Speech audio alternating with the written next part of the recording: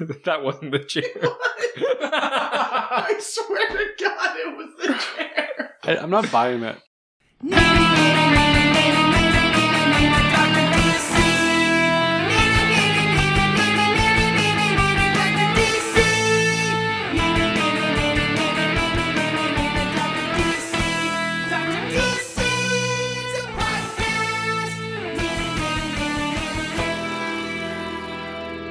Welcome to the Dr. DC podcast. My name is Colin, and next to me is the doctor himself. Hello. And as always, we are joined by our producer, Richard. Uh-huh. I'm going to start just skipping over him. No, you can't. Each week, we talk about the weird and wonderful world of DC comics and movies while fielding questions from listeners like you. While on the fourth day of DocMas, the doctor gave to me 4 edit points, 3 Fernet Brancas, 2 bad impressions, and some comic books from DC. And in news, So well done. Scott Collins set to return to The Flash in 2018. Yeah, Scott Collins is an illustrator. He worked on The Flash from like in the early 2000s, like around 2001 for like a couple of years. But yeah, he's coming back to the title. I mean, there's not too much more to it than that. What other stuff has he done? I don't know. Mrs. Doubtfire? Yeah. I was actually going for Homer when he's like, No, "Hi, you weren't. Mr. Burns. I believe you have a letter for me. We'll just need your first name." I don't know. No, that was 100% Miss Doubtfire. I don't know. Well, you know, bad impressions. What was his original Flash run like? I mean, that like early 2000s. Pretty fast. That early 2000s is It went by in a flash. In general, it's pretty brightly colored. It's very like sort of vibrant artwork, which kind of fits the Rebirth era anyway. But like, I think he's done like a fair bit of like his own thing. So it's kind of neat to see him coming back to something like pretty big, like the Flash. Well, he did work on the War of the Green Lanterns. Oh yeah. Yeah, so Okay. that's a pretty significant one that he was a part of. Yeah. Plus the Blue Beetle series, the Volume 1 he was a part of. Like, Solomon- like volume 1, like not the most. the More Things Change, Volume 1. Oh, okay. Yeah. Interesting. So he's been a little bits of stuff around then. Solomon Grundy did for a while. But wouldn't say he's one of their big names. no, But for maybe sure. that's why it's so noteworthy to see him back on like a big title like Flash. He's done a lot of Flash, very little of anything else, and it seems like he's sparsely worked for DC. Like after like it was basically 2005, and then nothing for 5 years, and then he started up again in like 2011. So yeah. So that's coming in the new year. I think his style is very like strong colors, a lot of more realism. I like his work. It's more of like, it reminds me more of like 90s television a little bit, a lot of it. I will say that Flash artwork in the last like 4 or 5 years has been very strongly focused on how much lightning you can pack into a panel. Like it's like watching the Flash use his powers at all is just like Yeah, it's just fucking lightning everywhere all the fucking time. Well, if you like lightning, then Scott Collins is the guy for you then, because he's also very much into that. So Maybe it's a good fit then, yeah. So we're going to grab some questions over on Facebook. Let's do it. the Fakaboka. I thought we got rid of that. That's such a throwback. Go back to like issue number 3 to hear that joke. That's amazing. We're all done here? Okay. Adam For now. Upper asks, did the 89 Batman movie make as much of an impact on your younger selves as it did me? But looking back, realizing it didn't quite hold up. Well, considering everyone here was 2, no. Well, no, I don't mean like, he doesn't mean like Because when you saw I it am. when it came out, but like, Oh yeah, you're 24, right? Yeah, I don't know. I was like, what's a 24-year-old sound like? And I'm like, I guess Kind of pretty like much you. kind of like me. you're basically an adult by then. You probably sounded mostly the same. Oh, hi, I'm 24. Uh-huh. What? No, that's not how that works. Okay, well, But now I'm 25. that's the dividing line. Puberty hit him late. And hard.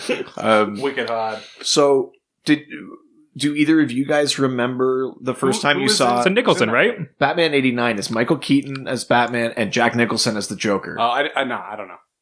Have you never seen it? No. Oh man, Oh, really? We're gonna have to watch that. Yeah, definitely. Have to. Because that, I mean, Do you remember seeing it for the first time? Fuck yeah, I do. I remember eating peanut brittle in my house watching it. Don't we all? Right? I was also eating peanut brittle in your house. Fuck you. Okay, so yeah, I really remember that. I remember thinking like, my only really interaction with Batman prior to that, I mean, I didn't watch it in '89. I probably watched it in '92, and on TV. But I do remember that movie very well. For me, I thought it was prior to that. I only ever watched the original TV show, right. And so this was a grown-up version of Batman. I mean, for me, it was just like, this is like, oh, this is comic books come to life. This is my cartoons. Yeah. So for me, it was a big deal, and I was like, this Joker is so cool, and like.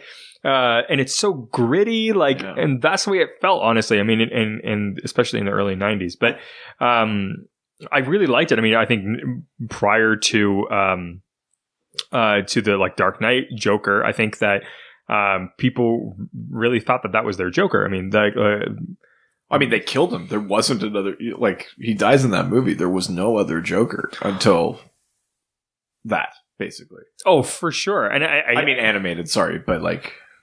I mean, Tim Burton, like, that was people's Batmans for a very, very long time. And, like, excluded, like, people who were fans of the cartoons even were like, that is the Batman. Like, that made a huge impression. I mean, that franchise was gigantic. I mean, that was really when, like, they were really nailing Marvel to the ground. DC was killing it. The cartoon was also, inspired by that movie. Like, the darker tone and the theme song and, like, that sort of orchestral thing. That's all inspired by that movie. I think what Burton's Batman did really well was, like you said, it was like gritty, but it wasn't like gritty in the way where it's like, it has to be totally real life. There was still, like, Joker in that movie still takes out a gun with like a 4-foot barrel on it to shoot the Batman. Joker. That's Joker. It's still full of like the ridiculous crap. I actually saw Batman Returns before I saw Batman. I mean, Batman Returns is a piece of like art. I mean, Batman Returns is, I prefer it. I think like, and I'll say that one did make an impact on me, because I don't think I've ever seen, even to this day, I'm not sure that I've seen anything that balances silly and terrifying the way that Batman Returns does. Like, like the Penguin sends actual penguins out into the city, and like that's ridiculous and silly, but he's also a grotesque monster. Like, he's legitimately terrifying. Danny DeVito's best performance, probably. Yeah. So I'm kind of... Yeah, Batman Returns definitely made an impact on me. I definitely appreciate Batman 89. I like it. I actually think it holds up decently well, all things considered. But Batman Returns is the one that I was like, holy crap. Well, you could see... That's Batman. You can see what he learned from Edward Scissorhands. Yes. And then 2 years later, pull it into Batman Returns. There's a lot of the same motifs, like the winter setting. He's really into snow, period, I think. Like, I think that's his vibe. I think it's where he really figured it out. I think the first Batman was him just trying to figure out what he was going to do for a Batman. But when you start talking about, like walking into Edward Scissorhands, that's when I think he figured out his jam. Totally. Have you ever seen Batman Returns, Colin? The Penguin? The one with Val Kilmer? No, that's Batman Forever. Oh, okay. Have you seen that one? Yeah, some of it. Okay. Yeah. My dog's losing its mind. I think she really likes Batman Forever. Yeah.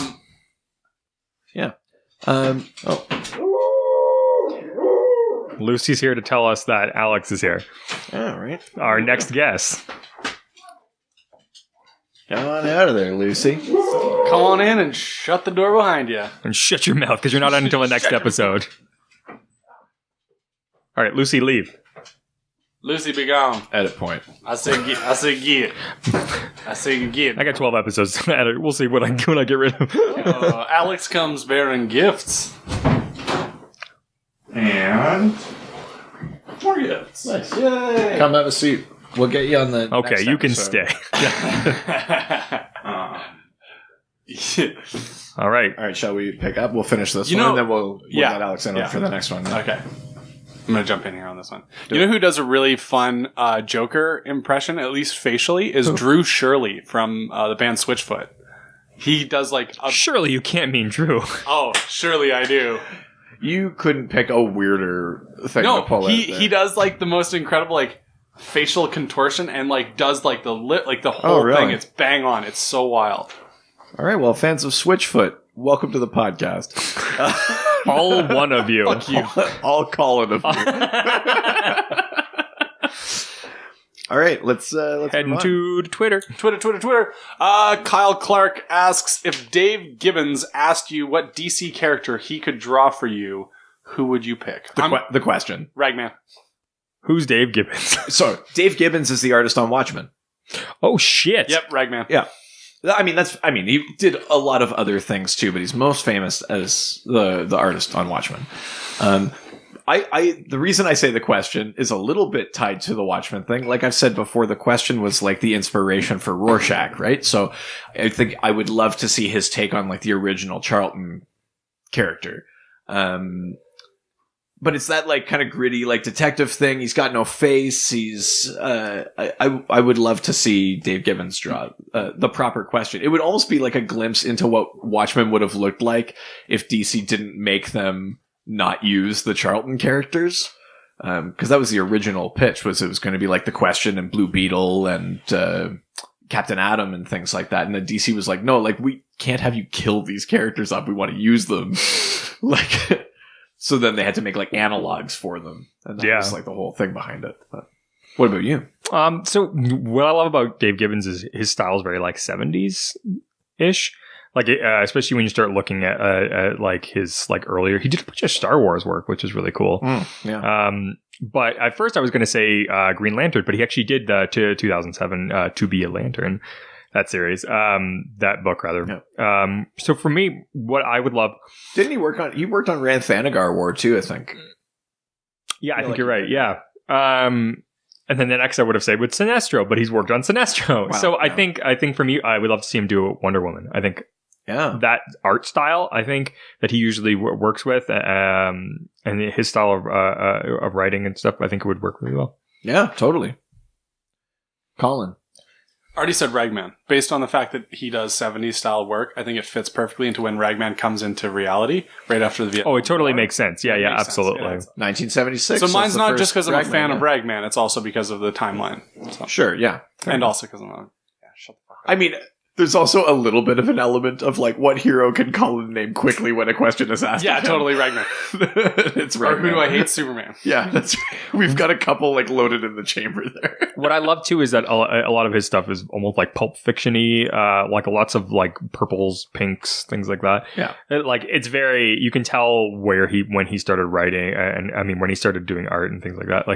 I think it's really good. I definitely think he would make a lot of sense for anything that sort of feels a little 70s-ish and maybe a little outdated, like kind of push right into it. I think Ragman and Wonder Woman kind of definitely would fit well with that. Yeah, I mean, the question I think fits even like earlier because he's more like that noir kind of style, but I still, I would love to see his, it's basically just like, what's your like alternate Rorschach is almost the question you could the question. Yeah. You could also get like kind of that noir themed detective-y Batman that we talk about all the time too. Yeah. Oh yeah, totally. Exactly. I mean, I think that's a given for sure. I mean, if you get the opportunity to get a commissioned piece of artwork from any great like comic book artist, the best advice is like, what's your favorite character? Get that amazing artist to do that character. Dodoy. So, I mean, like Aquaman should be in there for me, but for some reason, I just think the question when I think of Dave. Honestly, I think like 70s style Aquaman is kind of beaten to death. I think there was a lot of that.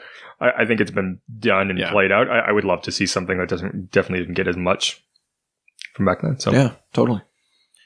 Well, Dr. DC will be back after this quick break. This episode of the Dr. DC podcast is brought to you thanks to our sponsor, Great Lakes Grooming Company. Great Lakes sent us some products to sample and try out, and they are amazing. As you might know from my cartoon image, I have a beard. And so it's I got this really great beard balm. It comes in some different scents. I got the one that's called Your Love. It's very fresh. It's made from beeswax and lanolin. It protects my beard from harsh nature extremes, and I know I try not to give away our location, but we do live in a place with extreme natural weather. And I use that to like seal in all the goodness from the beard oil they also gave us. I with matching scent, the Your Love scent. I haven't gotten into Clashing Sense yet. But yeah, so I get out of the shower, I throw the beard oil in, wait a little bit, and then I put the balm in after it. And my beard is silky smooth and wonderful. Great Lakes Grooming is meant to be easy and ready to use. Rain or shine, all their products are purposefully designed and environmentally responsible. They're handmade in Canada and ready for adventure wherever one may find themselves. And for you lucky listeners, you can get 10% off on Great Lakes Grooming's regular price products by going to www.greatlakesgrooming.com and using the promo code DRDC Podcast. That's greatlakesgrooming.com, promo code DRDC Podcast. And now, back to the show.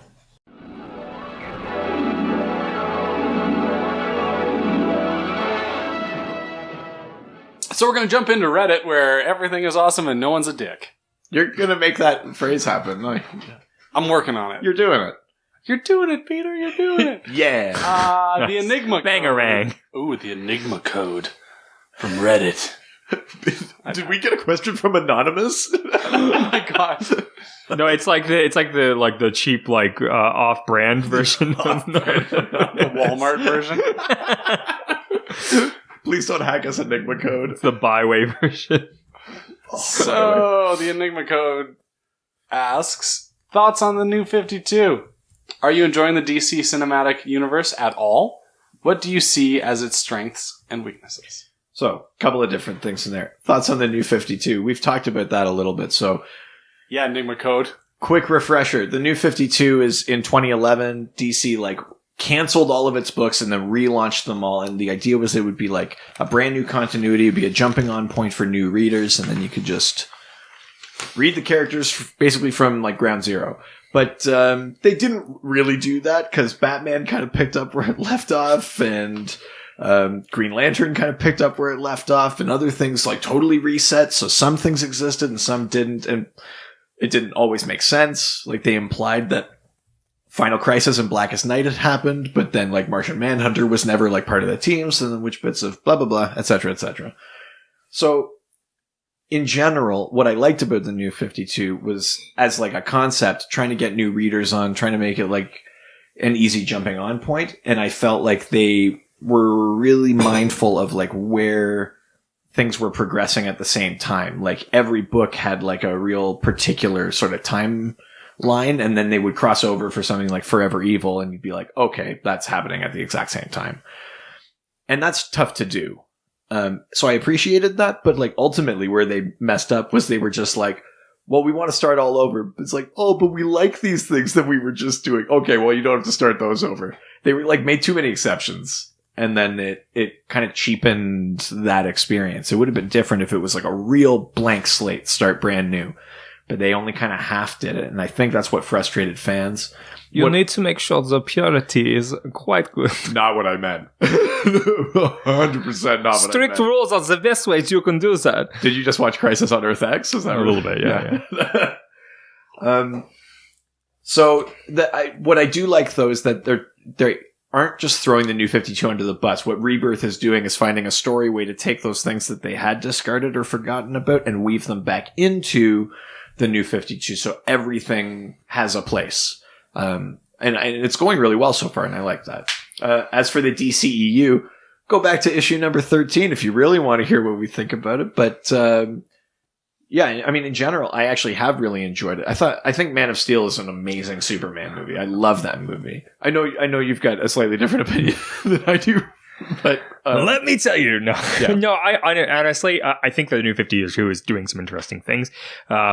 I think that it's given them an opportunity to make some new decisions and bring in some new continuities. I like the Future's End. I thought that. New 52. Yeah, yeah. I thought that Future's End was awesome. Interesting. Yeah. Okay. What? You got some feelings? I liked Future's End number 0, and then when it was over.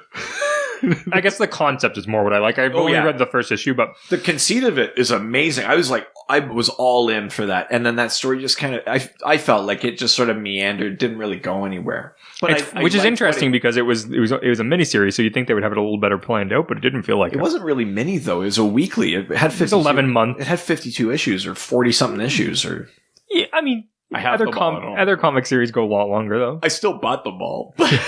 But yeah, That's because you're a mindless drone. You can't help it. that's true. I'm a completionist. DCEU though, I love Man of Steel. I've said it on the podcast. Batman v Superman like grew on me once the Ultimate Edition came out. I actually really love that movie. I think it's a great film. Is that specifically New 52? Like, No, New 52 is comics. I was going to say, And I'm like, DCEU, but the question goes. to oh both yes, places, yes, okay, yeah, you're right. Sorry. Suicide Squad. Wonder Woman was great. Yeah, it was funny that I feel like you skipped over Hold something. on. Well, you mentioned something there. What was the thing before Wonder Woman? I don't know what you're talking about. I thought you were Mr. Apologist, so Well, no. The only thing that I like unabashedly love about Suicide Squad are some of those performances. Viola Davis is amazing as Amanda Waller. yeah, but that's just Viola Davis. I like Will Smith as Deadshot. I like Margot Robbie as Harley Quinn. I like Jai Courtney as Captain Boomerang. I think he's great. Yeah, the writing just sucked. But A lot of it sucked, but yeah. Do you know what's funny though? It's like on the sliding scale of bad movies, I'm not convinced that Suicide Squad is as bad as it seems. But I think our bar that we've set for, superhero movies or blockbuster movies or whatever has raised, not necessarily in terms of like what we expect intellectually, but like we just have a higher expectation for them. But like when you look at like other bad movies that have come out that probably are like more fondly remembered than Suicide Squad will be. Suicide Squad's probably better than them. Okay, here's one.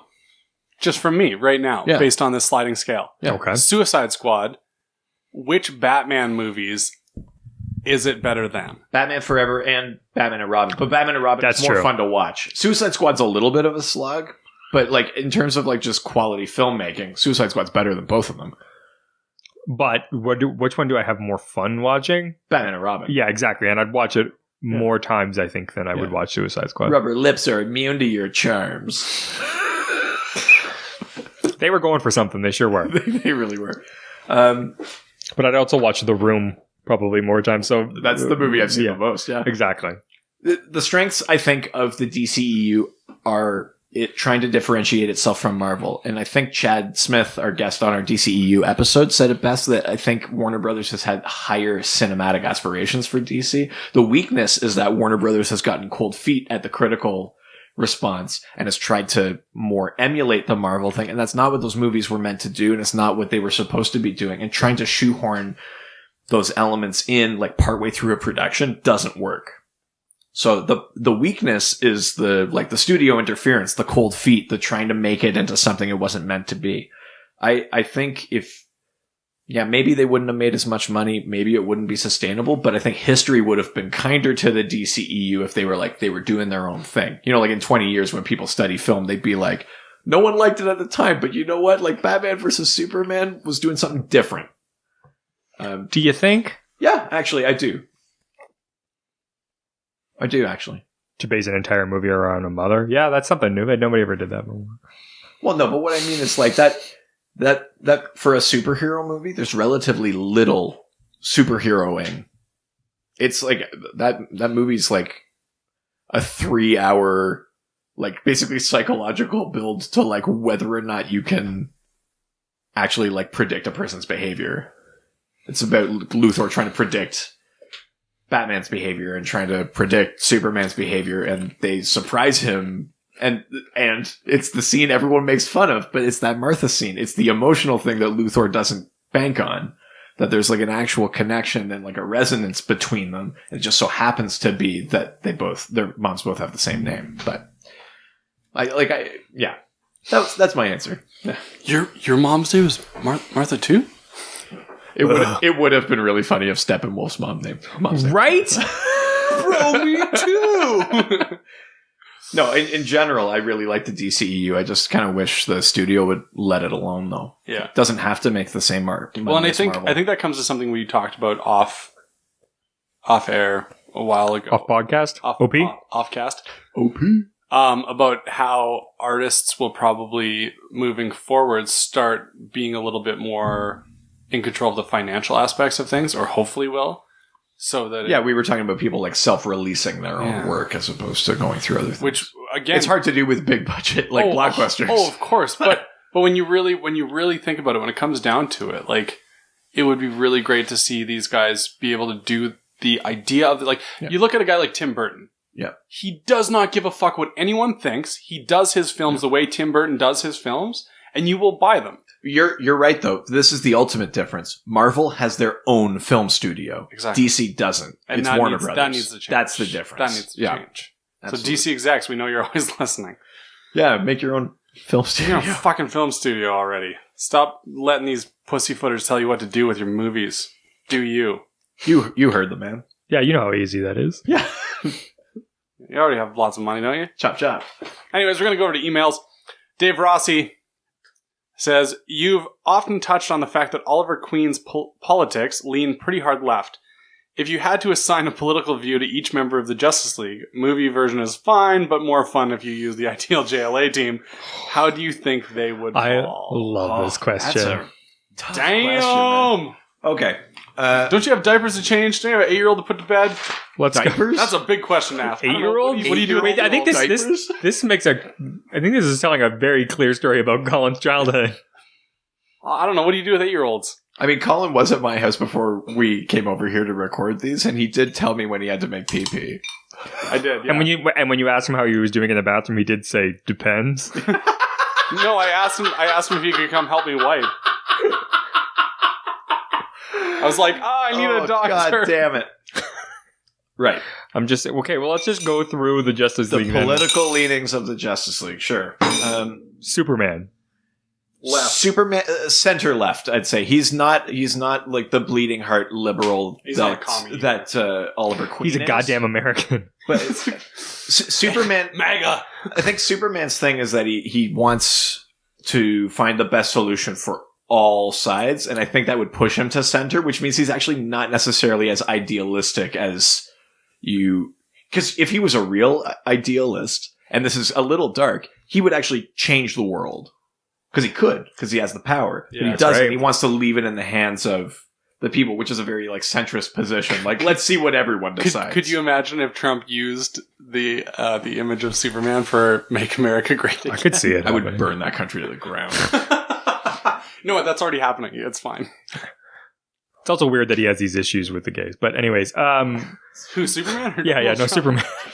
He has problems. No, I'm just kidding. I just like the idea that it's just like Slandered Superman. okay, Batman, Batman is a fascist, without a doubt. and I've said that before on this podcast. He's a billionaire white guy who He wants to stay rich too, and he needs to stay rich, or he don't can't get even me do wrong. There is the Wayne Foundation. He does fund other things, but he also puts a lot of money and resources into allowing himself to beat up the mentally ill. So That's very true. he's a yeah, fascist. absolutely. Straight up. Yeah, that doesn't take much. This is an interesting one. Aquaman. Aquaman, I'd say he's a bit center right, actually. Aquaman, so the Atlanteans are notoriously distrusting of the surface. And so as a ruler, even though he does want to bridge those, the surface and Atlantis, he does want to bring those worlds together. He's got to navigate a lot of different things. And I think in general, Aquaman himself has some trust issues. I think he doesn't trust that his people can handle being partnered with the surface. He doesn't think the surface can handle it. He doesn't think he can bring them together. And I think what that would do is it would sort of, instead of being very open and idealistic about it, I think it conservativizes maybe his agenda and how he goes about it. So I don't think he's fascist or right wing, but I do think he's sort of center right. I think he's closer to that side. Do you think under the water there's some sort of class system? There is. They're called the tribes. Under They're the different. sea, just you and There's different. Under the sea. There's different areas of Atlantis called trides, and the 9th tride is the slums, basically. Is that where all the That's where he is right now. He's guppies and fish? He's recently. It's where the mutant, part human, part sea creature people are. some mermaids. Kind of, but also giant crab people and Crab people. It's funny. Talk like man. You went to South Park. Like I was thinking of Moana. Alex and I are on the same page. But yeah, so I think Aquaman's center right. Okay. Wonder Woman. Wonder Woman is a tough one. She's strong feminist. strong, She's definitely a lefty. strong. So it makes me feel like she's a lefty. Yeah, I mean, she's her ideology, I would say, is like left. It's about promoting like love and understanding and things like that. But like her execution of those things is very right. Really? She's like, give me an example. a lot of writings of Wonder Woman are, I did it because I had to. Like, so in a few episodes ago, things that we've talked about today while recording, I mentioned that Maxwell Lord was mind controlling Superman. She had the lasso around him. She said, "How do I stop you?" And he said, "You can't." So she snapped his neck. Wow.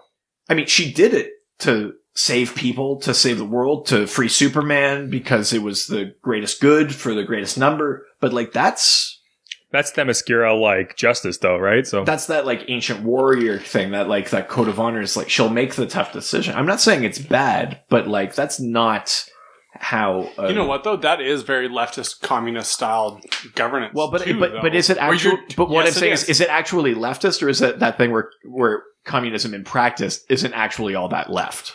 You know what I mean? Like that there Wonder Woman's a Ruski, I tell you. Like philosophically, I don't think that like I think that she's probably a little more right than we would think she is.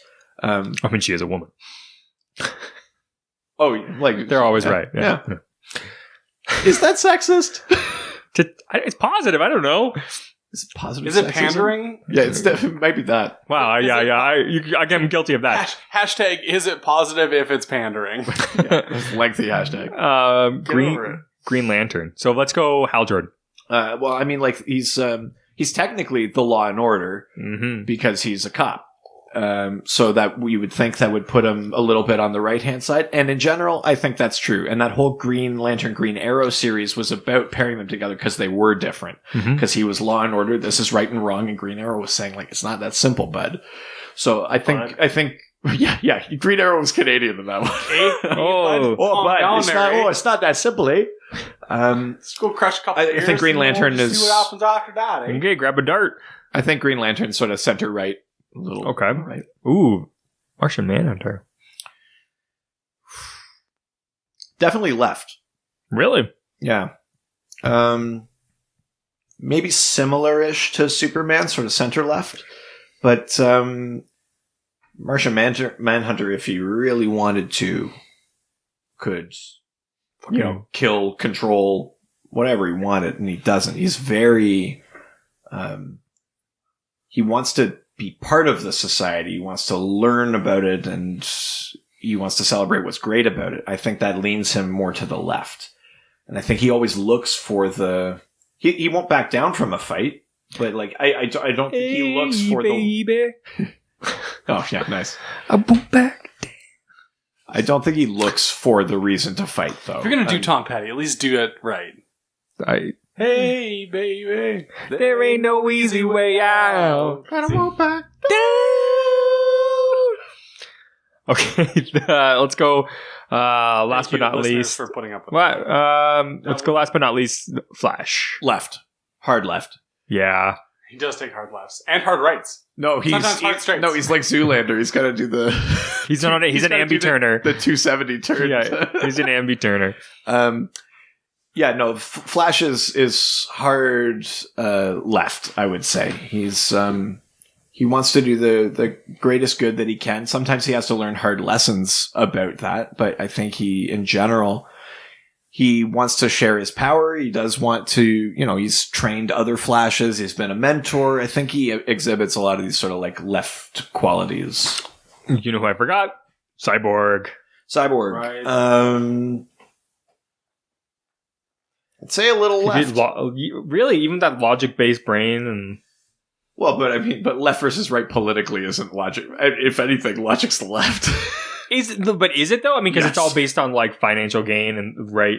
Like, oh, I see what you're saying. Like the cold, like the calculation, Yeah. like hard numbers. exactly, yeah. But I think Because I mean, feeding and like clothing the poor isn't necessarily good for the economy. But I think Cyborg's defining feature is how he maintains his humanity in spite of his like machinery. So I think that's the thing that stops him from being... He's really just being torn apart by both sides. No one cares. No one cares. If that were true, this podcast wouldn't exist. Why are we recording this? Yeah. 3 or 4 episodes in, we're done. What a cynical outlook. Yeah, I think Cyborg's probably a little bit on the left-hand side because of that. Yeah. Yeah. Hopefully I've answered that one. That's a tough question. Thank you. That's a Dave. good one. I like that. Yeah. Like that perspective on it. Yeah. Well, I think we did it. Yep. Yes, we did. You all right there, buddy? I'm fantastic. This is 4 episodes in. You better fucking strap in. Nut up or shut up, as they say. Mm-hmm. Well, you can find us on Facebook at Dr. DC Podcast. on our Twitter At Dr. DC. at our email. DrDCPodcast@gmail.com. Like all of our photos on Instagram at Dr. DC Podcast. On our Instagram. Nope, you already did that. I wasn't paying attention. strap in. We got more episodes to go. Website, drdcpodcast.com or .ca. And don't forget to rate, review, and subscribe on iTunes, Google Play, and whatever else you used to listen us to. I think we're on Stitcher. Stitcher? Are we on Stitcher? I think About so. to get Yo, get stitched. If we're not, tell us and I'll make sure it happens. Snitchers get Stitchers. Yeah, exactly. Or listeners get Stitch. I don't care. Well, as my grandmother used to say. She's dead.